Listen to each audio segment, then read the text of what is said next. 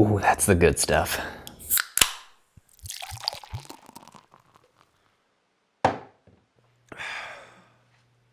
How's it going, beer runners? I am decked out in my Bib Rave gear because it is time for the long overdue video going over my first race of the year and first official Bib Rave campaign. Insert fanfare here, all of the excitement, the All-State Hot Chocolate Philadelphia 15K. This is my third year in a row running the race. I absolutely love this race. Before I go any further, I gotta throw this sweatshirt on. Try not to screw up the microphone too much. If you have never run a Hot Chocolate Series race, an All-State Hot Chocolate Series race in the past, then you are missing out. But one thing that you will learn very quickly is the swag for these races is incredible year after year, and this year is no different. The sweatshirt seems to somehow get even better every year. I mean, just look at it. It's nice, it's pretty thick, very comfortable, very warm, but you'll notice it has kind of this quarter zip kind of feel to it, with a zip off hood. So you have the hood if you need it. If it's especially cold out, it doesn't really fit super well with the backwards cap,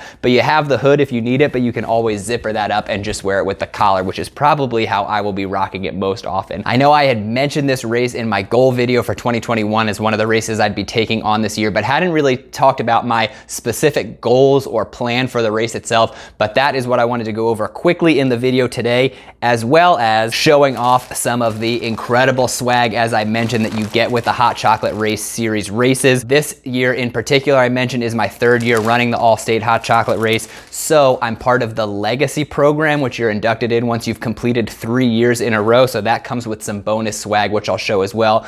But if you are interested in running the race, the All-State Hot Chocolate Race Series has races all over the country. So definitely check them out on their website. I'll link to that down below as well. But you can use the code BRHC20 when you register, and you will get a free running hat with your registration as well. That's in the bag, so I'll break that out. But a great deal for an incredible race. Highly encourage checking them out if you are looking for a fun challenge to take on this year. So let's jump into the bag real quick. I'll show you what's inside, and then I'll go over some of my particular strategy points going into race day. As I mentioned, the Hot Chocolate branded running hat. It's a tech hat with that moisture wicking fabric. It's nice and thin. I don't know if you can see through it like I can in real life. It's a nice thin material, so you can be confident it's gonna be super breathable. It's got the sweatband around the brim as well to absorb all of that sweat, but a nice quality running hat can never have too many of these. Next up, possibly my favorite part of the swag bag, not necessarily swag itself, but one of the greatest perks of running the All-State Hot Chocolate races,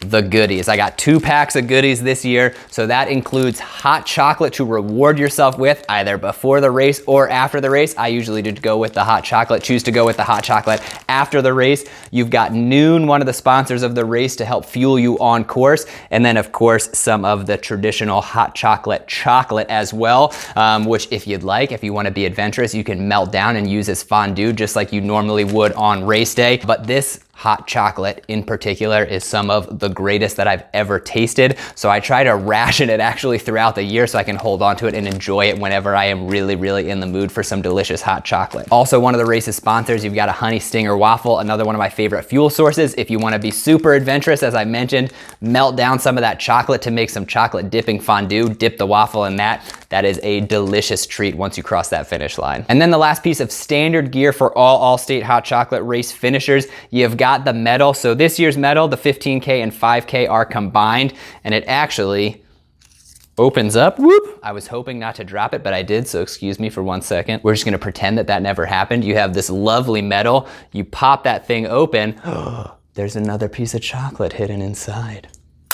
Isn't that lovely? Love the medals from the Hot Chocolate Race Series. You can actually see back here on my medal rack. Got a few from the last 2 years as well. So looking forward to adding another one to the collection, but it will go back in the goodie bag until I finish the race. And then the last 2 items in the bag are those special legacy items that I mentioned at the top of the video. Since this is my 3rd year, I get some unique legacy items in the bag as well. First, a nice insulated tumbler. Can never have too many of these. I especially like these to just load up with ice water and keep on my nightstand at night. It is so much nicer and more refreshing to have ice cold water in the middle of the night when you wake up and your throat's a little parched. Legacy written right there on the side of the bottle, and then of course the All-State Hot Chocolate logo on the other side as well. Last but not least in the bag, another legacy item, another medal. Who doesn't love bonus medals? And this one is just to recognize the 3rd year in the Legacy program. You can see that hopefully the ring light isn't reflecting too bad. 3rd year in the Hot Chocolate Legacy program. And this medal actually has a little stand on the back, which is nice. So you can take the ribbon off if you want and just kind of put the medal up as a stand for a nice display. All-State Hot Chocolate Race Series has some of the best swag around in my book. And as I mentioned, if you want to use the code BRHC20 when you register, you'll get one of these sweet branded running hats with your registration included in your swag bag. So that's it for all of the gear in the swag bag. I did also mention I have not really gone over what my particular strategy is going to be for this race. I sign up for this race every year. It's a 15K. It's a unique distance that I personally really enjoy. That being said, I pushed myself pretty hard during last year's virtual race. I think my overall pace was around a 6:50, total time an hour and 5 minutes, although I ended up running a little bit more than 15K just to be sure I hit the distance since I didn't measure it super accurately beforehand. The year before that, I was at a 7:18 pace, so like I said, shaved a lot off of that time and just felt really good about that effort. But this year, just a few weeks after the race is when I'm gonna be taking on the 4-state challenge, so I wanna make sure I don't push myself too hard, make sure my legs are still feeling nice and refreshed for that 4-state challenge.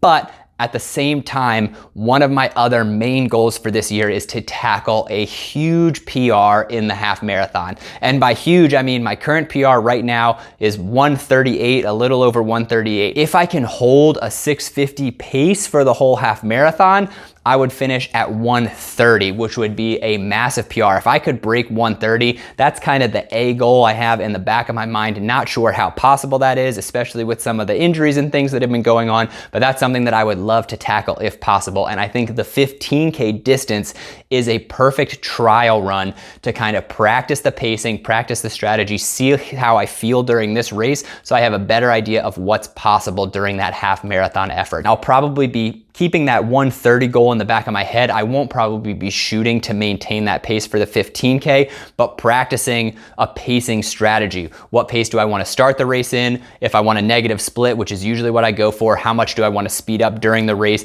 and kind of target it that way, break the race down like I would the half marathon and just practice that pacing strategy, albeit slightly slower than I would likely go for the actual half marathon attempt. So there you go. We are just several weeks out from the All-State Hot Chocolate Philadelphia virtual 15K. April 3rd is the date that is officially scheduled. So if you are looking for a fun challenge to take on, you could sign up for the Philadelphia race, or as I mentioned, they have races all over the country, so check them out. Tons of opportunities to get involved, and you just cannot beat the sweet, sweet swag that they give out at their races. So definitely check them out and register with that code BRHC20 to get the free hat when you register as well. If you're interested in the race, have any questions, let me know down in the comments below. Happy to answer any questions. Like I said, this is one of my favorite races I run every year, so I'm looking forward to tackling the 3rd year in a row. If this is your first time on the channel and you enjoyed the video, I hope you'll go ahead and click that subscribe button, and also make sure you give it a thumbs up. That just helps other people find the video as well. And if you love the content, you want to make sure you don't miss out on anything coming out in the future,